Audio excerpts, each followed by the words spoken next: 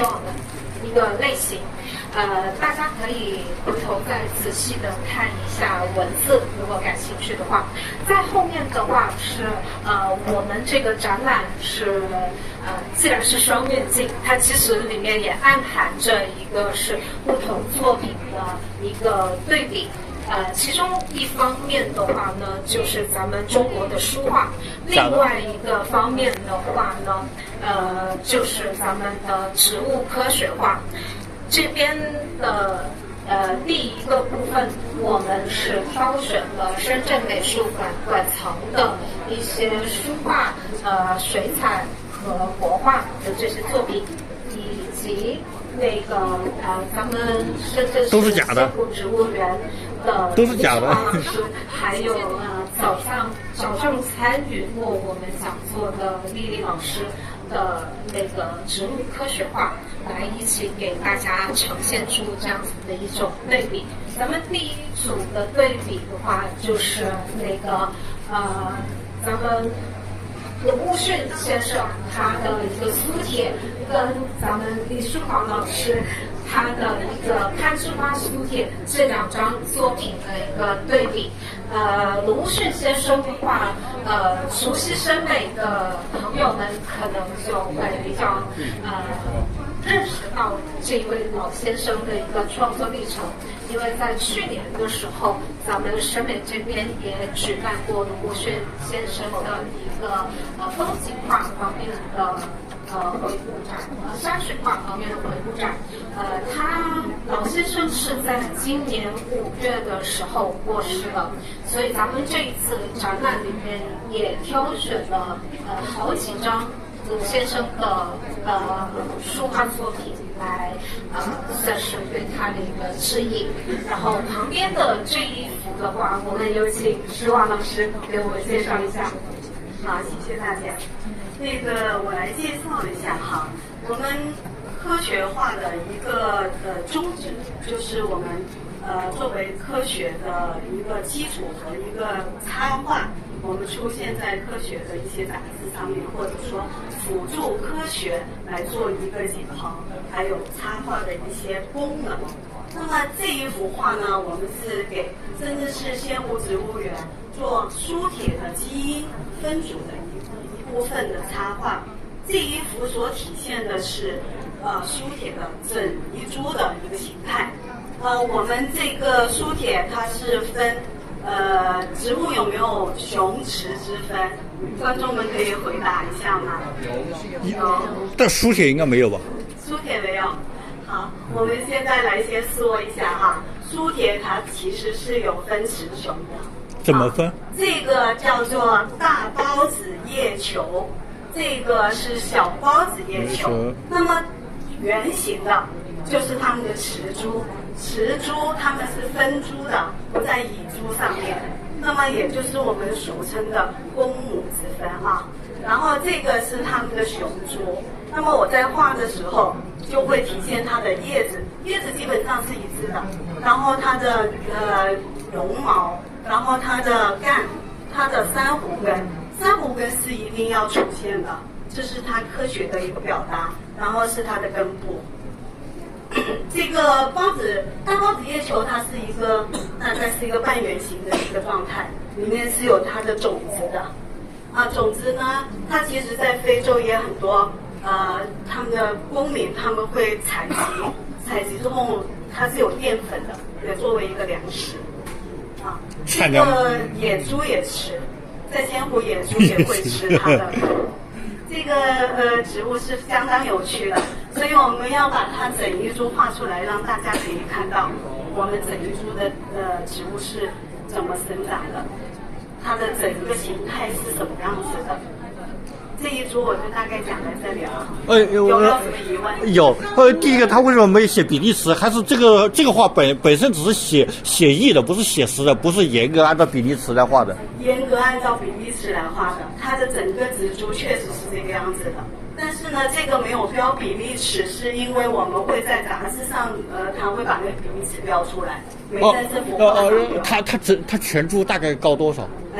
大概这株因为比较矮，它大概就是到这里的样子，就是这个头出来，大概就是到这个样子，然后它整个株会比较大，大概有这么大个半圆。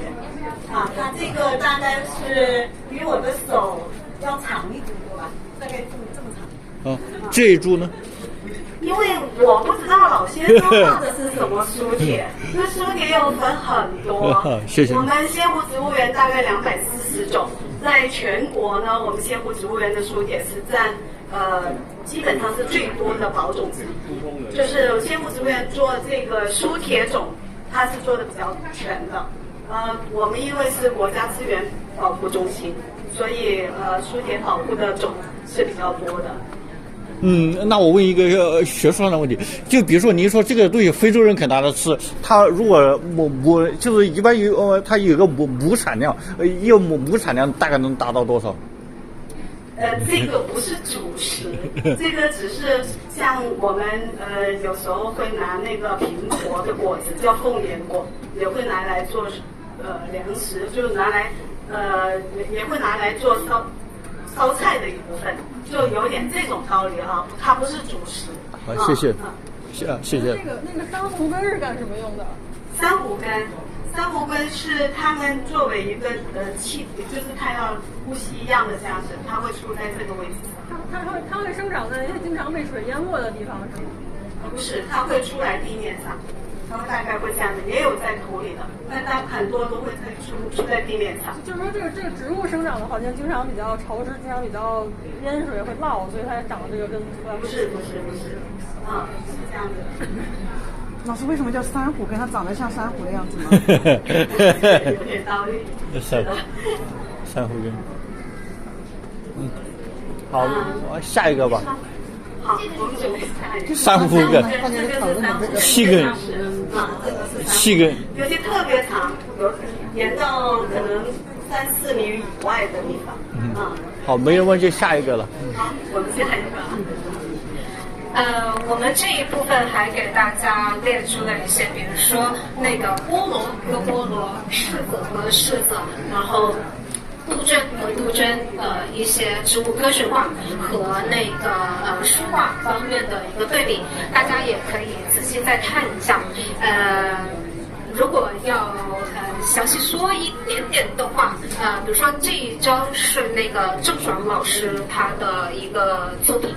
郑爽是咱们广东非常有名的版画家，然后他是以前晚清时候的格格的后裔，然后在咱们广州美术学院一直是有在版画系授课的，然后这也是咱们深圳美术馆的一个作品。然后大家可以对比一下，也结合刚刚施华老师所说的那个植物科学化，它其实有一定的一个要求，它跟纯粹的一个艺术表达非常的不一样，它需要符合一个科学的客观的一个现实。比如说这个果实是长什么样子的，雄蕊、雌蕊分别有多少，这个数量都是不能出错的。但是我们也可以看到，在艺术表达方面的话，我们可以不用去顾及它仔细的一个品种分类，或者是它的一个拉丁学名到底是什么这种细节，而主要的把一种，比如说像郑爽老师的这一幅柿子的画一样，表达一种宁静的一个心境方面的一个艺术的表现。当然大家这一部分也可以仔细看一下，还有比如说桂花、菊花这一些方面的对比。然后如果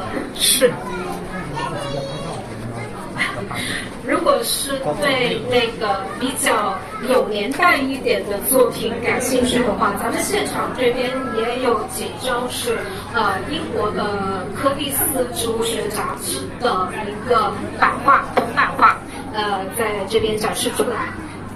这些大概是1774到1830几年的一些铜版画的作品。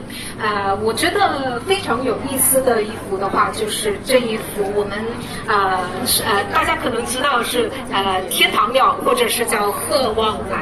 然后它的一个拉丁学名的话呢，其实是根据当时英国的王后的名字来命名的，大家可以凑近仔细看一下。在后面的话，我们是分了，比如说构图、色彩等等各个方面来进行一些对比。当然，植物的品种的话，也许就并不是完全一一对照的一个对比。我们可以过到这一边的展厅来。这个可能很多观众都知道，中国书画里面的一个构图方面的基本的认知就是那个折枝，是吧？然后像这边的话，我们其实是挑选了一些有着折枝或者是中国传统绘画里面比较典型的一些构图方式的纸比较深圳美术馆的藏品，以及咱们这边还有一些都是兴隆植物园施华老师和他的同事创作的杨桃、鸡蛋花和紫薇。这几张的话呢，其实它都是整棵树上的一些植物花或者果。然后这个杨桃的话呢，我个人觉得是特别有意思的。杨桃的杨字可能很多观众都有注意到，它并不是一个木字旁的那个阳，而是阳光的那个阳。这个字有没有写错呢？是没有的。这个杨桃的话是最早我们中国的艺术料草书里面，就是以这个阳光的阳字为一个记录的。后来在笔误和其他的一些原因的话呢，就有了咱们现在的一个木字旁那个阳的一个写法。然后这一幅呢，也是咱们施华老师的作品，咱们也可以请他稍微讲一下。杨桃这一幅它是非常有意思的，它是全年都结果开花，所以在南方大家可能非常容易找到它在果园里。我们看到杨桃树老干都会开花，然后老干上面都相当多的这种花的这个序，所以它的结果率是相当高的。它也勤劳，是个劳模啊，在果树里面绝对是个劳模。它的结果也很多，所以它的那个虫害也会比较多，一般是金苍蝇，然后会在上面咬食它这个果实，所以我们在这个有虫的这个状态也画出来了。这个杨桃的叶子其实跟杨桃的果是很像的，它的那个叶形和它的果实，其实在它小的时候，它那个两个的状态是非常像的。那这个状态我们也可以留意一下，下来你们在果园里可以看一下，它的那个嫩叶它是弯的，而且是带偏红的颜色的，这个大家也可以去留意一下。它的小花其实是四瓣的，是非常小，所以在这里我们也如实的看，就是这里因为很小，所以你们都看不见了。它的那个每个枝干都可以冒花，这是它的特性。然后我们再看一下那个鸡蛋花，鸡蛋花其实也很有意思。鸡蛋花其实大家看它开花的时候，很少看到它的果实。它的果实其实有点像那个羊角一样，或者说是动物的角。那这个其实大家可能不怎么留意的。那这幅画会把它勾勒出来，就是让大家留意一下。其实鸡蛋花开花的时候，它其实去年挂的果，它有时候会留在树上。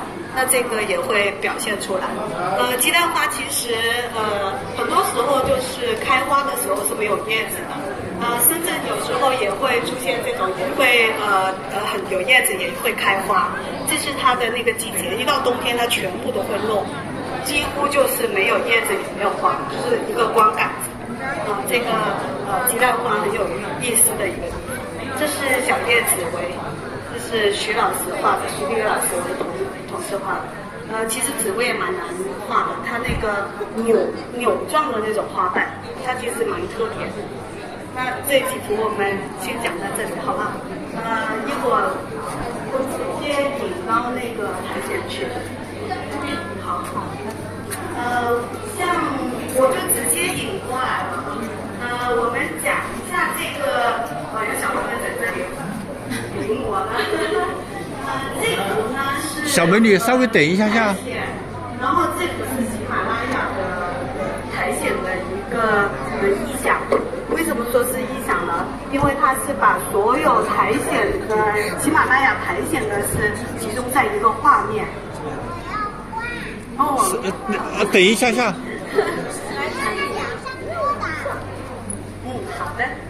好的，一起来听好不好？是这样子的，我们这幅苔藓呢，是集中了一些喜马拉雅的一些苔藓的很多的珍稀种，还有一些常见的种。那么里面苔藓是分了苔藓和角苔。苔藓它其实是分3大类的，苔跟藓，一般我们说苔藓，以为是一类，对不对？但其实苔藓它分了3大类，苔是一类，藓是一类，还有角苔。像这个是角苔，这是台湾角苔，看到了吗？剩下的其他都是苔或藓。我们是分开的。并不是说这个看到这个叫苔藓。苔藓是其实相当小的，因为我们在都市里面其实也常常见到。像这一棵是属于苔藓里的巨人了。它叫暖地大叶藓。在中国很多林地里面，或者说有些以前的农民会拿它来做中药。苔藓里面如果说能做中药的，可能就是它了。还有就是这个叫做泥炭藓，它也相对比较大，大概是这么能大到这么大吧，然后它也会比较长一些。那么这个叫做泥炭藓，其实是在沼泽地里面是全球占1/3的数量，是蛮大一个体量的。那它主要是吸水。苔藓它很特别，它是植物里面的先锋植物。那么它这个苔藓，早上可能张毅博士有介绍也介绍，它介绍的是会详细很多。是的。对，这个其实苔藓是相当有意思的，因为它为什么说是先锋植物？我在这里简单介绍一下吧。它的那个就是它的那个植物的细胞壁，它跟那个其他的植物不一样，叶面一样，它是含有一层蜡的，但是它们没有，所以它们是会直接吸水分。所以我们在都市里面如果看到丝丽藓的话，它会干了之后，如果你给它水分，最多3分钟它会自己变绿。很神奇的一个状态啊！这是一个苔藓的简单介绍一下吧。像这个是我们说的苔类前苔啊。我创作这幅画画了喜马拉雅的山峰，主要告诉大家是在这个位置的。然后呢，我所有的苔藓的这些布局呢是根据它的生境来的。苔藓像长在树上的，有长在石头上的，有长在树干上的，也有长在泥巴上的，也有长在水泽里的。所以这个布局是根据这个来给大家展现，就是苔藓它长在哪些地方。但是比例呢没有按照实际的来，因为这个很大，在苔藓我稍微把它缩小了，然后这个特别小，我就把它给放大了，所以要不大家就看不见，我就根据这个来布局的，然后体现这里一共展示了37种苔藓，大家可以寻宝。然后答案在这里啊，就是因为这幅画我们觉得小朋友都很爱看，所以就把答案都放在这里了。本来就是说想让大家找一下呢，在这里再寻找，然后相对应的看一下，究竟这里头云南地区苔藓是特别丰富的，这里没有包括所有这里只占了37种，大家可以找一下。大概讲到这。大家可能也注意到这一面墙的话有挺多这种黑白的这种作品就比如说这边的话，咱们有兰花，咱们选了一张深远藏品的这个郭希元老师的作品，这一幅是叫做《五斋之蓝叶》，然后旁边的话，这一幅是深圳市插画协会的会员为我们这次给送过来的一幅蓝的科学插画，植物科学画，然后还有这个也是黑白的一个植物科学画，然后当然还有咱们施华老师这边的2幅草稿的一个作品都在这面墙上面展出。非常有意思的一点就是，咱们国画里面有一种技法，非常重要的技法叫白描。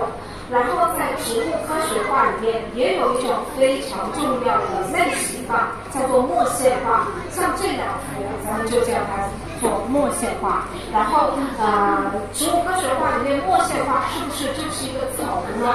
并不是。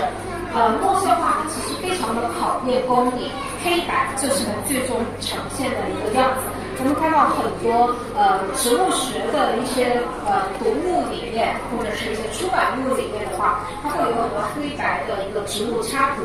其实他们所要展现的就是这样子，完完整整的把一个植物的一个它的一个生理上或者是一个生物学上的一个特征给展现出来。但是我们同时也看到，像白描的作品的话，它所强调的是什么呢？它所强调的是线的美，然后是气韵的美。然后比如说像这一幅蓝的作品的话，它其实更多的是一种文人君子他寄托在画面上的一个情感。但是我们再看到后面谢武老师的这一个构图的一个草图的话呢，这边其实顶上的这一张是没有这些文字的，在后面这一张的时候才有标注上对各种苔藓，主要就是通过这种排列，然后也告诉大家在这个地区究竟有多少种类在这里。对。然后最终的这一幅的话呢，也是它的一个这幅的作品也是登载在咱们植物科学画里面非常重要的一个书籍，是近年出版的，叫《佳慧》这本书里面的。咱们后面的话还有通过比如说植物的一个色彩来进行一些比较，比如说那个虞美人跟这边的虞美人的这幅书画作品，版画作品，然后还有这一幅是那个红棉和咱们广东这边非常有名的书画大师陈友江老先生的这一幅红棉的作品。当然了，我们植物科学画想要表达的，或者是想要传达给大家的，可能是一个科学精确的一个信息。然后在那个书画里面，这一幅咱们大家注意到它的所表达的，其实它是一个英雄气概，或者是一个跟我们革命和一个革新的一个精神相关的一个画面。在后面的话呢，我们也有比如说意境方面的烘托和一个植物生境方面的还原。在后面一点，我们看到有一幅白玫瑰，它的背景是一个铝合金窗。这幅作品，这幅深美的作品的话，它是90年代的时候创作的。咱们深圳的一个历史，就是大家可能会有所了解啊。其实90年代也是咱们这种铝合金窗比较多的涌现的一个涌现在各家各户的一个时候。然后它旁边的这一个其实也是一种玫瑰类的一个植物，但是其实它是用了一个全白的底，全白的底在植物科学画里面是非常常见的一种构图的处理方式。但是像我们这边的话，其实像我们施华老师和仙湖的老师们所创作的这2幅的话呢，它其实是更多的以一个生境，也我们说的是它生存的一个植物生存的一个背景来烘托为这个植物本身，跟我们这幅朱祁瞻老先生他的这一幅葡萄图比如说用山石来衬托这个植物，来把这个气势给烘托出来，这种是非常不一样的。咱们可以请施华老师稍微的讲一下这个。谢谢。那个讲一下徐老师这幅苔藓哈，他这幅苔藓是在四川的一个状态下，他那边比较潮湿，所以在竹子呢，它那个竹节，它其实是有很多的一节一节上面的竹节，然后苔藓能在上面寄生，等于是这是它的一个生境。它就是生活在这种环境下都是可以成活成毒的，苔藓也很小然后这幅都市其实是可以见到的一种苔藓，叫编织藓，它的那个生出来的这个很像鞭子，所以这个是编织藓的一个生境的一个状态。然后其实我们是非常小的，然后是拿了那种放大，然后是照拍下来再画的。要不我们就是要拿放大镜显微镜下面来创作这幅画。放大几倍啊？10倍。这个是微距，我们可能这个大概就是这么小指甲盖这么一点点大。放大不好的这个10倍的木子了，感觉。在展览的最后一部分的话呢，我们是回到了咱们深圳本地生产和咱们中国这边的植物以及那个植物科学化的创作。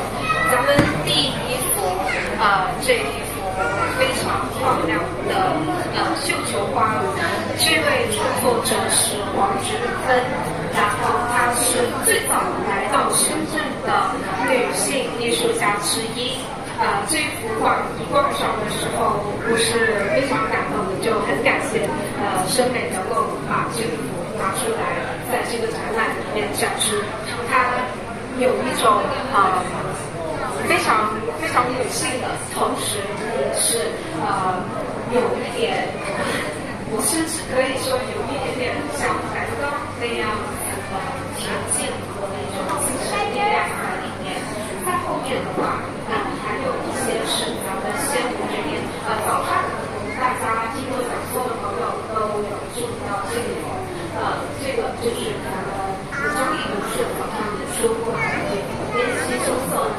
然后在后面一点的话，还有一些是咱们中国也会生长的一些植物的一个植物科学化的呈现。